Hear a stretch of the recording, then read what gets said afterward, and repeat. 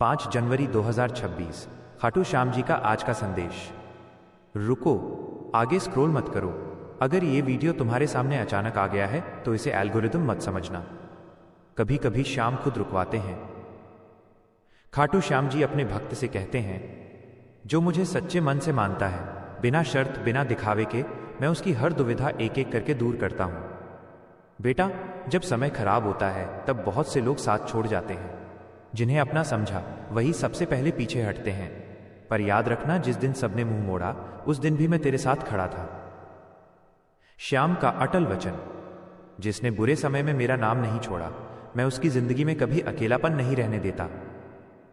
आज अपने मन से पूछो, अगर किसी अपने के बदल जाने का दर्द है, भरोसा टूटने की टीस है, या लग रहा है कि सब कुछ तू ही अकेला संभाल रहा है, तो सुन ले, अब तुझे अकेले नहीं चलना। आज बस इतना कर लो, मन ही मन कहो, श्याम, जो छोड़ गए उन्हें मैं छोड़ता हूं, जो बचा हूं उसे आपको सौंपता हूं।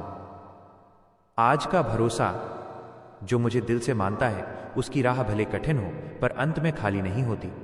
अगर ये संदेश तुम्हारे दिल को छू गया है तो ये श्याम की ही कृपा है। श्याम से जुड़ने के लिए वीडियो को लाइक करो, चैनल को सब्सक्राइब करो और कमेंट में जय श्री श्याम जरूर लिखो।